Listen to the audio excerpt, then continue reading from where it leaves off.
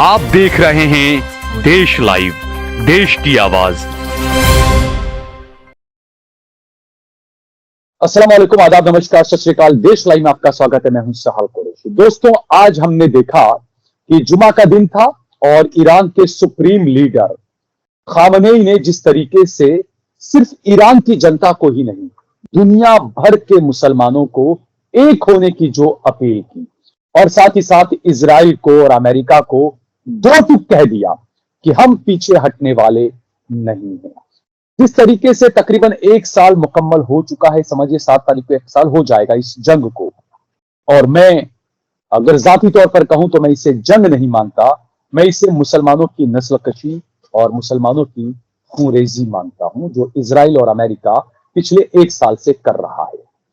इस तरीके से इजराइल को अमेरिका का बड़ा सपोर्ट रहा, 1 साल तक ये जंग चलती रही।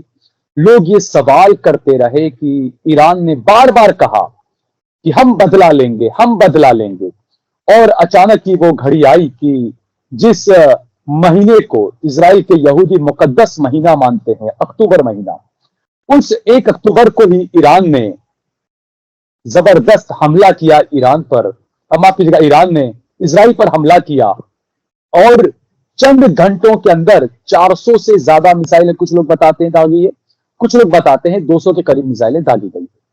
लेकिन इससे इजराइल को बड़ा नुकसान भी हुआ, लेकिन दुनिया को बताया गया कि ये नुकसान दुनिया को दिखाना नहीं है।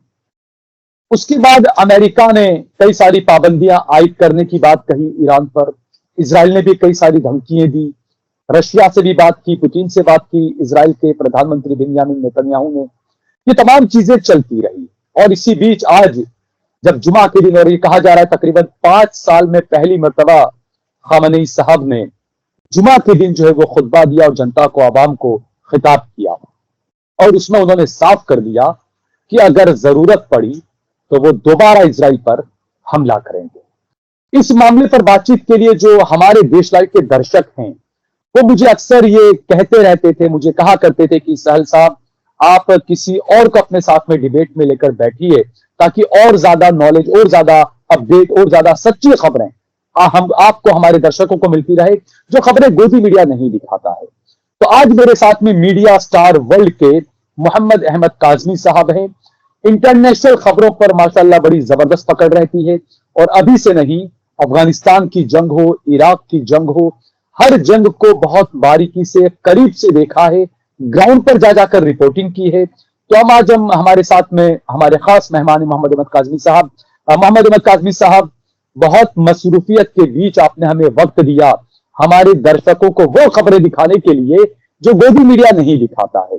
उसके लिए आपका बहुत बहुत शुक्रिया और खैर मकदम है आपका देश लाइव में। मोहम्मद अहमद काजमी साहब, जिस तरीके से 1 साल तकरीबन होने वाला है जो ये जंग चल रही है, लेकिन इसी बीच कुछ इस तरह के लोग भी थे जो मुसलमानों में तफरका पैदा करने में लगे हुए थे, मुसलमानों को बांटने में लगे हुए थे। आज खामनेई साहब ने उन सभी लोगों को तमाचा मारा है और कहा है कि सभी मुसलमानों को एक होना चाहिए और अल्लाह की रस्सी को मजबूती से पकड़ लेना चाहिए।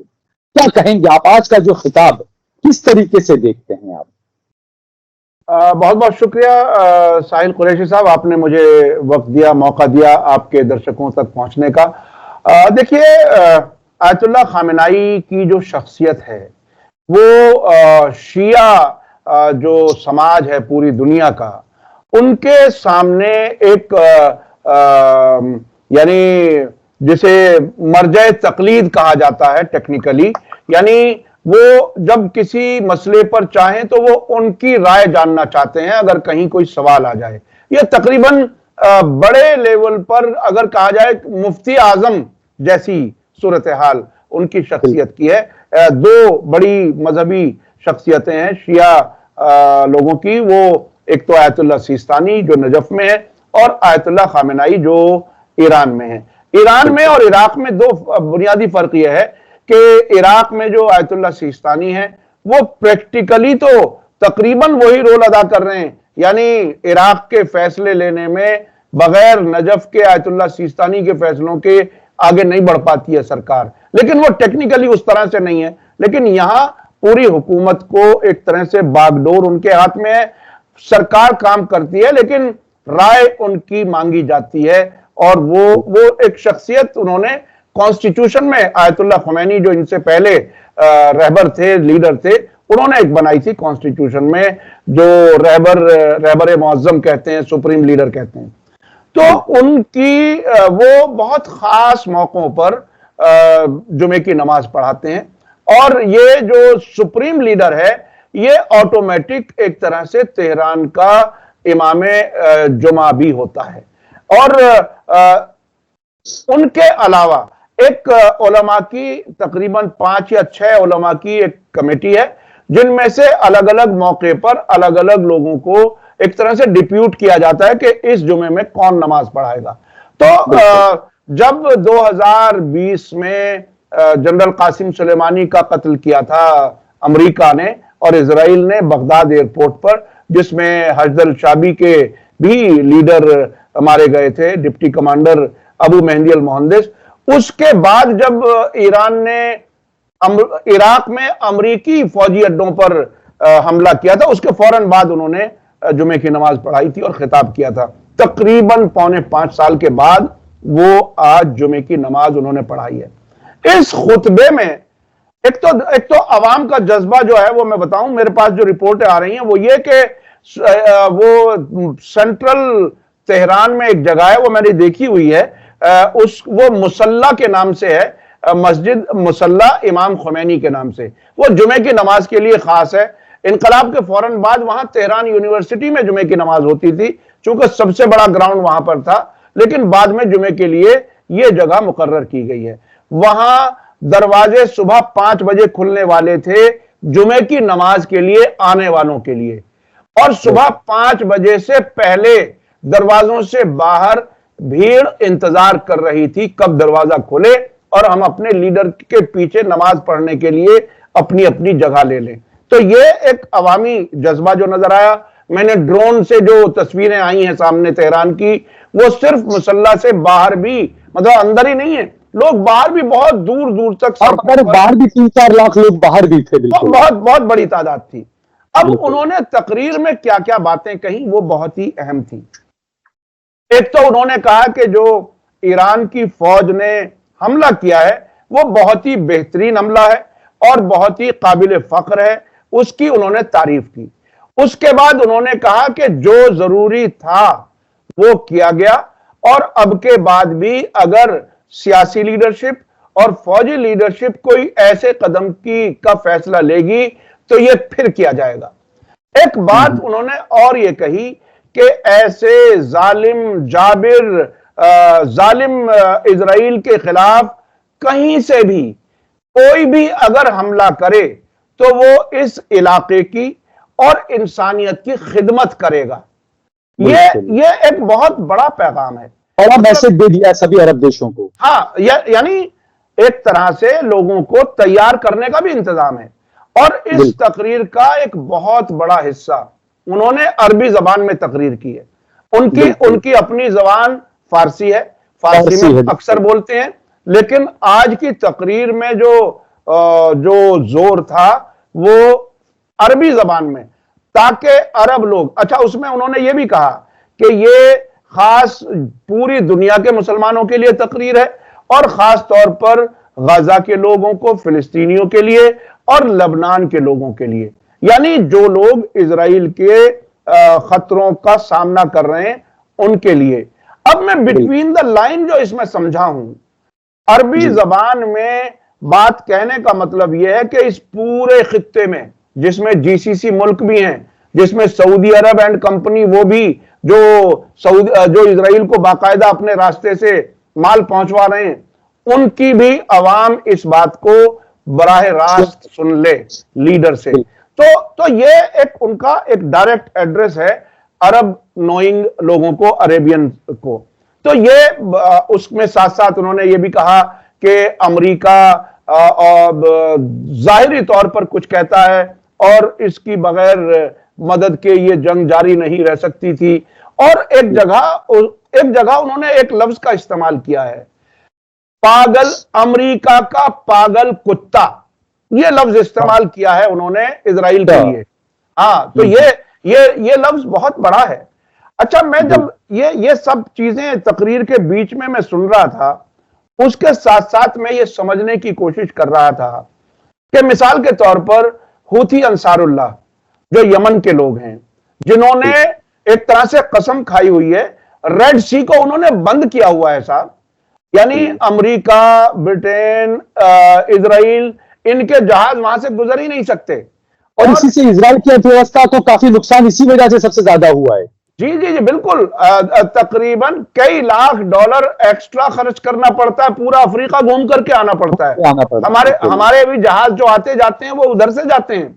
तो ये उन्होंने बहुत साफ, देखिए, एक चीज है जो सभी रेजिस्टेंस ग्रुप्स कह रहे हैं, हूथी अंसारुल्लाह हो, चाहे हिजबुल्लाह हो, हशदल शाबी हो इराक के, या सीरिया के भी जो कुछ रेजिस्टेंस ग्रुप्स हैं, वो ये कहते हैं बहुत खुल करके कि तुम गाजा पर हमले बंद करो, हम तुम पर हमले करने बंद कर देंगे।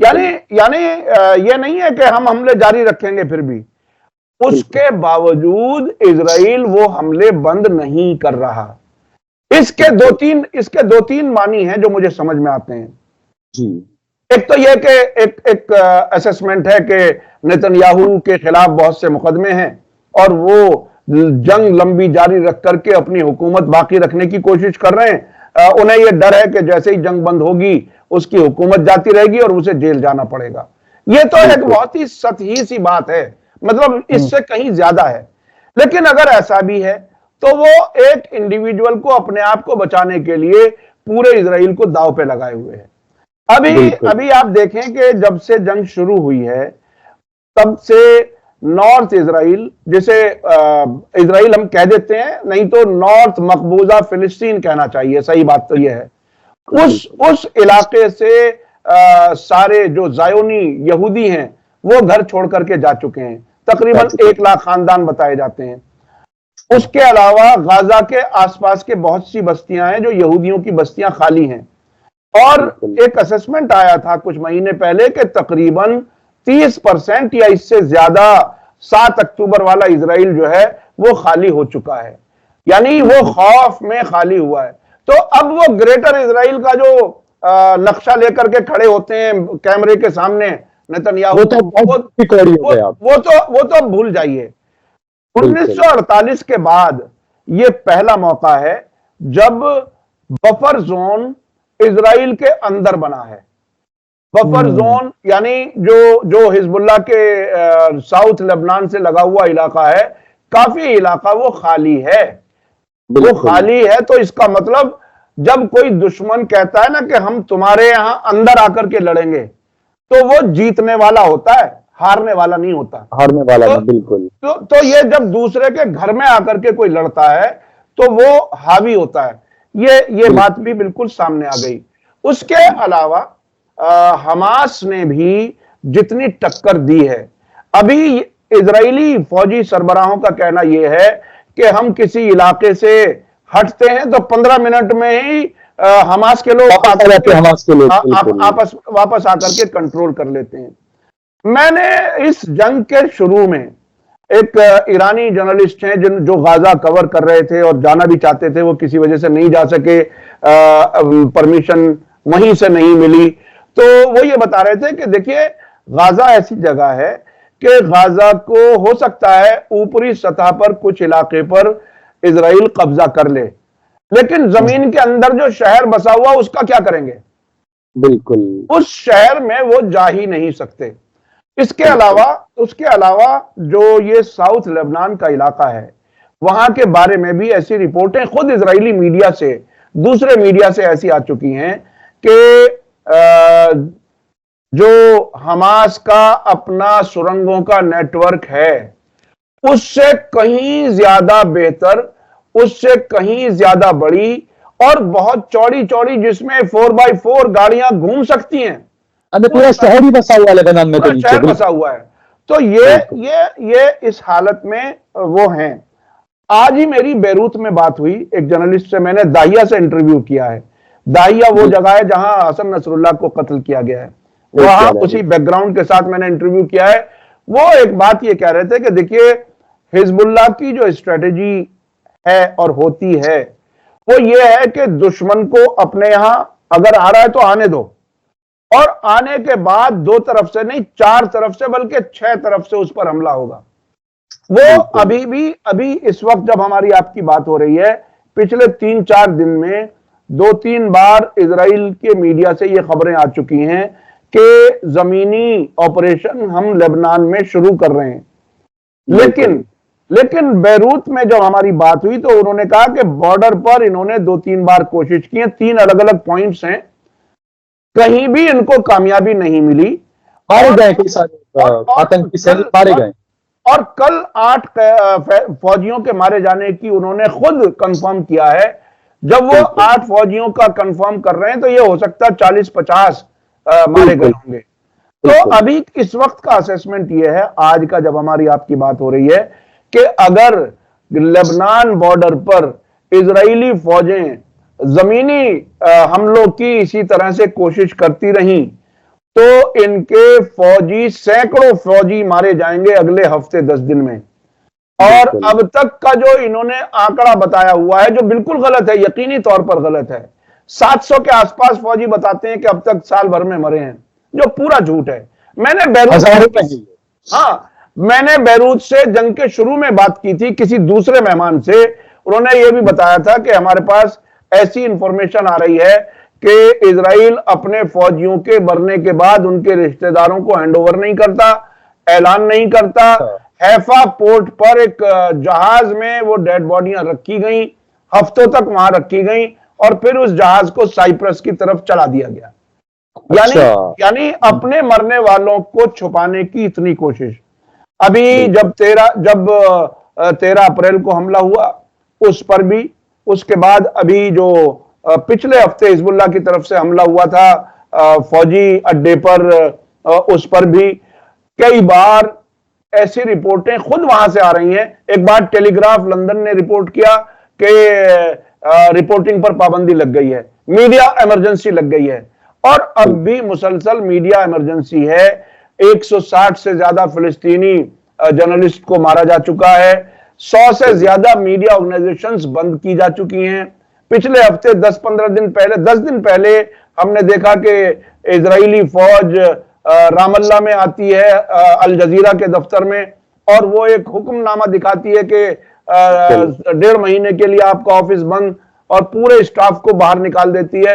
तो वो सच्चाई नहीं आए दुनिया के सामने, वो नुकसान उनका क्या कुछ है वो जाहिर ना हो, ये पूरी कोशिश कर रहे हैं।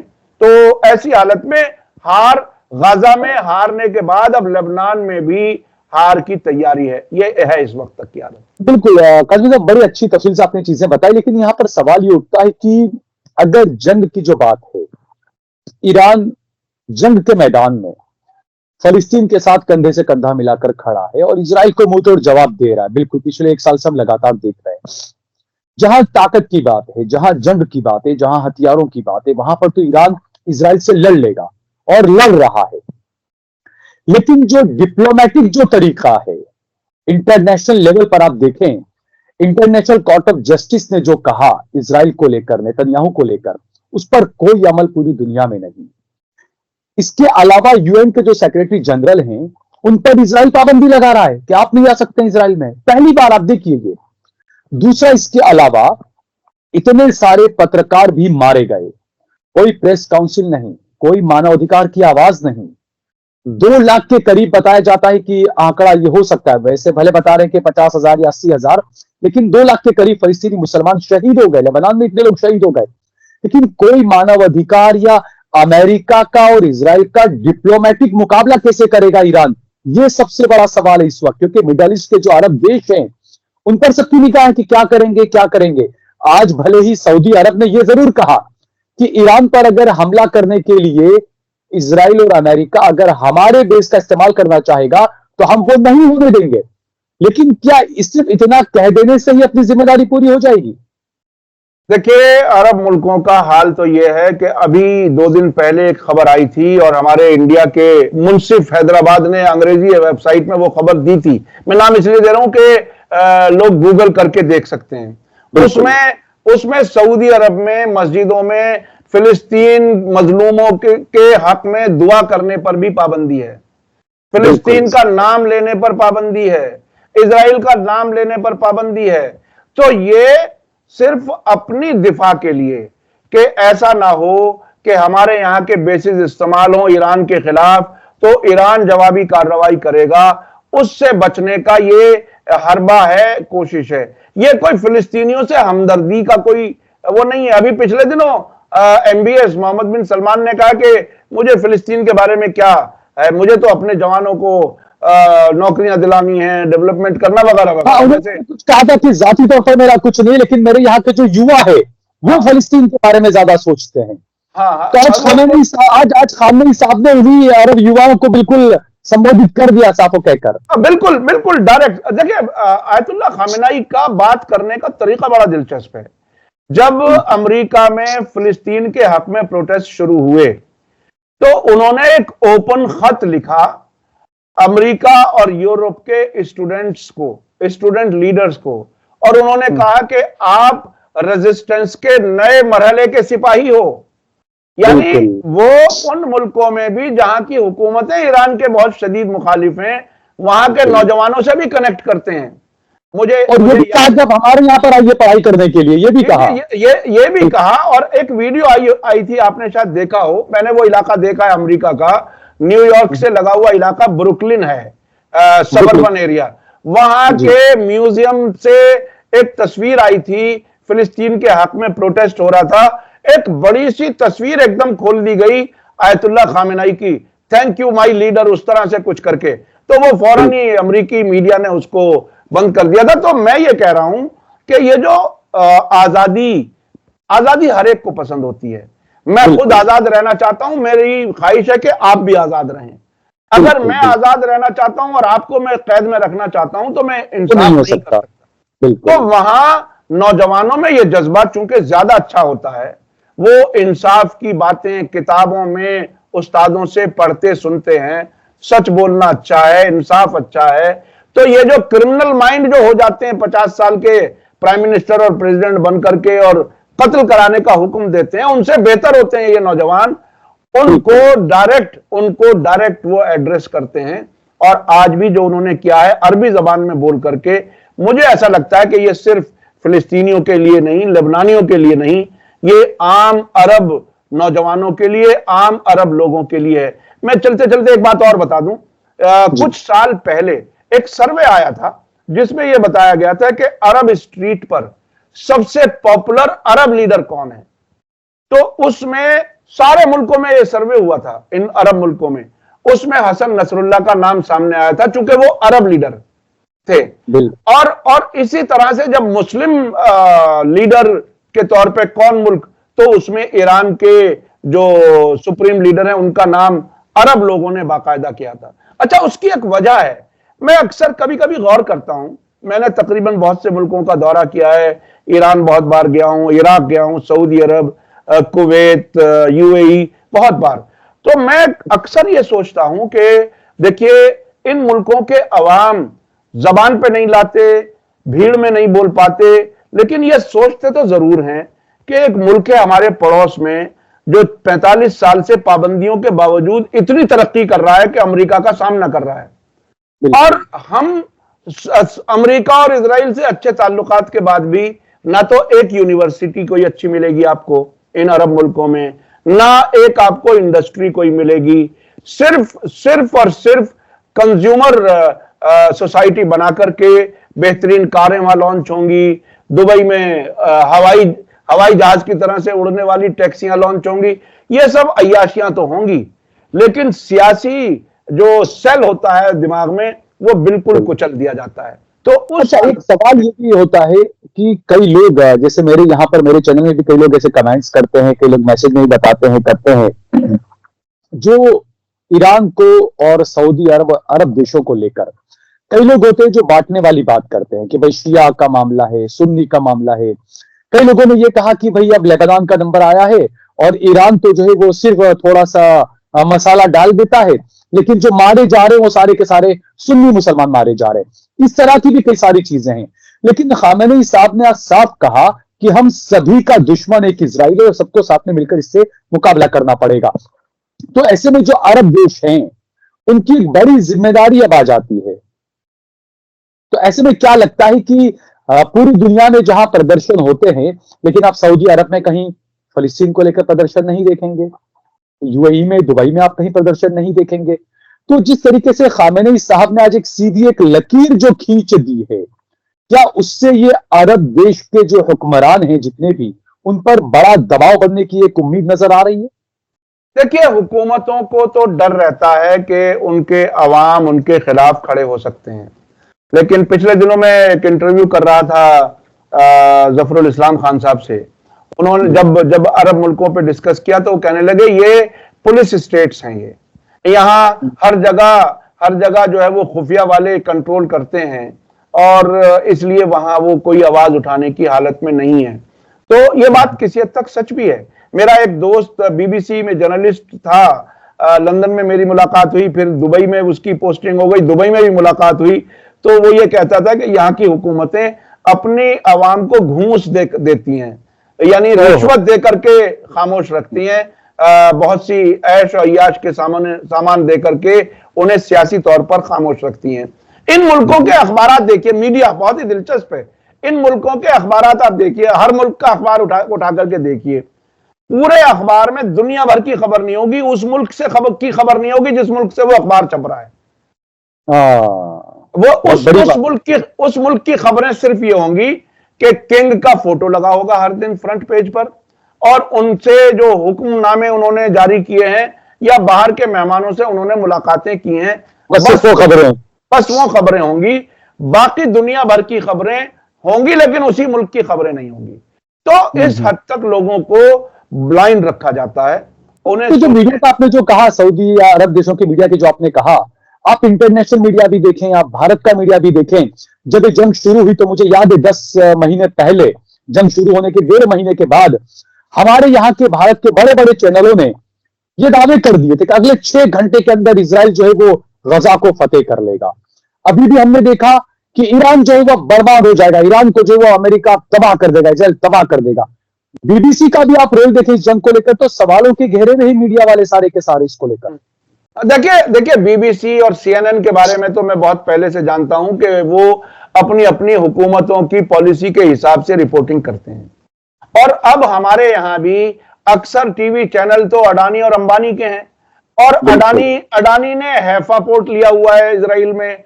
अडानी की कंपनी आज भी हैदराबाद के आसपास से हथियार बना करके इजराइल को भेज रही है, जो बाकायदा गाजा के बच्चों को कत्ल में शामिल हैं।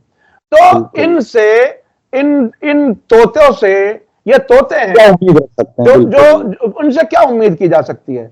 मैं अभी एक डिबेट देख रहा था, कल ही एनडीटीवी में एक डिबेट हुआ, और सरबाज रूहुल्लाह जिनसे मैंने इंटरव्यू किया है बैरूत से, उन्होंने भी लाइन पे ले रखा था, और एक इजराइल से एक लड़की लेडी कोई थी, और वो बिल्कुल ये कह रही थी कि हम तो ऑक्युपायर है ही नहीं, ये तो हमारी ही जमीन है, और हिजबुल्लाह जो है वो टेररिस्ट है, और ये अगर हट जाए बीच में तो हमारी तो बेहतरीन दोस्ती होगी लेबनान के लोगों से, वगैरह वगैरह। ये अपनी बातें रख रहा था, बार बार ग्राउंड की हालात बता रहा था। आखिर में उसने एक सवाल कर लिया एंकर ने कि साहब 7 अक्टूबर में जो हुआ, क्या आप उसे कंडम करोगे? उसने कहा नो, मैं बिल्कुल कंडम नहीं करूंगा, और उसकी वजह है, मैं वजह बताता हूं। 1948 से जो लोग जुल्म का शिकार थे उसके जवाबी कार्रवाई थी, ये पहला कोई हमला नहीं था। इजराइल फिलिस्तीन का जो टकराव है उसकी पहली हिस्ट्री जो है वो तारीख 7 अक्टूबर नहीं है, उससे पहले से लगातार ये लोग कत्ल करते रहे हैं। तो उसके बाद ये एंकर जो है उससे नाराज हो गया और कहने लगे भाई इससे ज्यादा तो हम तो नहीं मानते इस सबको। तो जब अडानी का एंकर एनडीटीवी पे ये बात कहेगा तो 7 अक्टूबर में जो कुछ हुआ, एक और सवाल है चलते चलते, यानी इसमें कि जो इनके मालिकान हैं वो प्राइम टाइम पर अपने पिंजरों में से तोतों को बाहर निकालते हैं, जाइए अपना काम करके वापस आके बंद हो जाइए, ये पूरा चल रहा है। बिल्कुल ऐसा ही है, बिल्कुल ऐसा ही है। और मैं इस बात को बहुत ही शिद्दत से महसूस करता हूं कि अगर जर्नलिज्म ईमानदारी से की जाए तो जालिम का हाथ पहले दिन पकड़ा जा सकता है। अगर जर्नलिज्म ईमानदारी से ना की जाए तो जालिम की हिम्मत और बढ़ती है और दुनिया में तबाही करता है। तो जर्नलिस्ट अगर आजाद होता तो ये जंग आज यहां तक ना होती, इससे पहले इराक जंग ना होती, उससे पहले कुवैत जंग ना होती। जब हुकूमतों के नुमाइंदों के तौर पर जर्नलिस्ट उतरते हैं और उनके नुमाइंदे जो हथियार बेचने वाले हैं, ये जो यहूदियों का मीडिया है, ये बिल्कुल एक ही साथ है सब, मीडिया भी और हथियार बेचने वाले भी, जो अमेरिका में हथियार बनाने वाली कंपनियां हैं, तो वो अपने तरीके से वॉर ड्रम्स बजवाती हैं, हथियार बेचते हैं, लोगों का कत्लेआम करते हैं और अपनी जेब में पैसा लेकर के निकल लेते हैं। ये दुनिया की तबाही का इनका सिलसिला है और वही अब भी हो रहा है। लेकिन मुझे अब ऐसा लगता है कि एक जमाना था, वो जो 6 दिन की अरब वार कहते हैं ना, मैं तो उसे आज भी मैं तो आज भी उसे फिक्स मैच मानता हूं। 3 दिन जंग हुई थी सिर्फ, हाँ फिक्स मैच था वो भी। यानी जिस तरह से हारने के लिए एक वकील खड़ा किया जाता है ना और कानूनी जवाब पैदा किया जाता है कि हम तो मुकदमा हार गए, बिल्कुल उस तरह की कहानी थी। जंग तो सिर्फ 3 दिन थी, 3 दिन तो समेटने में लगे थे। तो अब लेकिन उस वक्त बात यह थी कि फिल्म का डायरेक्टर एक था, वो इधर से लड़ने वाले को भी वही चला रहा था, इधर से लड़ने वाले को भी वो चला रहा था। अब अभी मौजूदा जंग में सारी चीजें अलग हो चुकी है, अब अलग हो चुकी है, डायरेक्टर अलग अलग हैं, एक वॉशिंगटन में बैठा है, एक तेहरान में बैठा है, इसलिए ये मामला निपटता हुआ नजर नहीं आ रहा। और जहां तक रही बात नेतन्याहू की या वहां उनके साथियों की, अब मुझे ऐसा लगता है कि या तो उन्हें यह लगता है कि वजूद का पूरा खतरा है और हमें लड़ना चाहिए आखिर तक, और जो एक्सिस ऑफ रेजिस्टेंस है, जो मुकाविमा है, उनके सामने भी मुझे ऐसा लगता है कि वो भी अब ये महसूस कर रहे हैं कि इससे कमजोर इजराइल हमें कभी नहीं मिलेगा, इसलिए इसी झटके में निपटा लो। तो आने वाला वक्त क्या बताएगा, क्या होगा वो तो आगे देखेंगे। लेकिन अभी तो इजराइल जिद पर है कि वो जंगबंदी ना करे। और एक चीज और, जंगबंदी की जितनी भी कोशिशें हुई हैं उसमें आप बड़ी दिलचस्प वाकयात हैं। अमेरिका के प्रेसिडेंट ने एक ऐलान किया प्लान का, उसको रिजेक्ट कर दिया नेतन्याहू ने। उसके बाद बार बार होता रहा कि नहीं नहीं होना चाहिए। अब भी जो ताजा मेरे पास ब्रेकिंग एक तरह से है, जो मैं आपके प्रोग्राम में बता रहा हूं, पिछले जब ये हमला हुआ है हसन नसरुल्लाह पर, उससे 2-4 दिन पहले ऐसी अंदर से खबरें थी जो मुझे बैरूत से पता चली हैं कि उन्होंने ताजा वो जो 21 दिन की जंगबंदी का प्रपोजल चल रहा था, उस पर बात हो रही थी, हसन नसरुल्लाह ने उसके लिए ग्रीन सिग्नल दे दिया था। अच्छा। हाँ, और उस ग्रीन सिग्नल के बाद उनको खत्म करने का ऑप्शन पे ये लोग गए, अमन बहाली की बात आगे नहीं बढ़ने दी। ये इस्माइल हानिया को भी किया गया था। बिल्कुल, इस्माइल हानिया भी बातचीत में शामिल ही थे। वो कतर में और मिस्र में जो बात करते थे, खासतौर पर कतर में, वो सबसे अहम फेस थे बातचीत करने वालों में, उनको भी खत्म कर दिया गया। तो इजराइल और अमेरिका शायद अब भी ये ख्वाब देख रहा है कि इस पूरे इलाके को फिलिस्तीनियों से, मुसलमानों से बिल्कुल पाक साफ कर दिया जाए, एक ही बार में निपट जाए मामला। लेकिन वो फौजी कहां से लाएंगे जो मौत से ना डरते हों? वो हथियार कहां से लाएंगे? आयरन डोम फेल हो गया, सारी चीजें फेल हो गई। जहां ईरान कह रहा कि 90% हमने टारगेट पर कामयाबी से हमला किया है, ये तमाशा कब तक चलेगा? अब दूसरे के पास अकल भी है, समझ भी है, हथियार भी है, और तुम्हारी शतुरमुर्ग वाली जो चालें हैं वो समझ चुके हैं। और ये बरकत है ईरान के इस्लामी इनकलाब की, जिसके लोग आजादी से सोचते हैं और अपने फैसले खुद करते हैं। ठीक है मोहम्मद अहमद कादरी साहब, बहुत बहुत शुक्रिया। आपने आज हमारे दर्शकों को काफी बातों से रूबरू करवाया, काफी वो खबरें और खासकर वो बातें जो हमारे यहाँ के गोदी मीडिया में नजर नहीं आती है। और दूसरा सबसे बेहतर यह है कि आपका माशाल्लाह मैं काफी बरसों से देख रहा हूं कि इंटरनेशनल खबरों में जो आपकी पकड़ रहती है, तो हमारे दर्शकों को आपने कई सारी ऐसे अपडेट से बताया आपने, और सच्ची खबरें। क्योंकि इस दौर में सबसे ज्यादा ये कि एक फेक न्यूज जो है वो बहुत हर जगह पर, हर यूट्यूबर जो है वो न जाने कहां से उठाकर खबरें दिखा देता है। लेकिन आपका बेहतरीन तरीका ये रहता है कि आप बैरूत से, ईरान से, हर जगह से आप जमीनी आप नेताओं से, जमीनी पत्रकारों से, उनसे जो आप बात करके और सारी टो लेते हैं, जिसका आज हमारे दर्शकों को भी फायदा हुआ कि काफी अपडेट उनको जानने मिले। बहुत बहुत शुक्रिया आपका मोहम्मद अहमद कासमी साहब। और मैं कोशिश करूंगा अपने दर्शकों को बताने के लिए कि इंशाल्लाह और भी कभी हम कोशिश करेंगे आपसे जुड़ने की। और अगर आपसे मैं अपने दर्शकों के सामने अपील करता हूं कि हमें वक्त दिया करिएगा कि हर हफ्ते में कुछ वक्त हमारे दर्शकों को भी आपका मिल जाया करे। और मैं अपने दर्शकों से भी कहूंगा कि मीडिया स्टार वर्ल्ड को आप जरूर सब्सक्राइब करें। काफी अच्छी इंटरनेशनल खबरें वहां पर होती है, तो उससे आपको भी काफी फायदा पहुंच सकता है। बहुत बहुत शुक्रिया। आपका भी बहुत बहुत शुक्रिया, आपने मौका दिया। और बहरहाल सच्चाई जहां तक भी पहुंचा सके हमारी आपकी जिम्मेदारी है। और अगर हम ये काम ना करें तो फिर क्या जरूरत थी जर्नलिस्ट बनने की। ये कोई किसी ने जबरदस्ती तो किया नहीं था, हम अपनी चॉइस से जर्नलिस्ट बने हैं, तो ईमानदारी से अपनी जिम्मेदारी निभाएं। बिल्कुल, बेशक। बहुत बहुत शुक्रिया।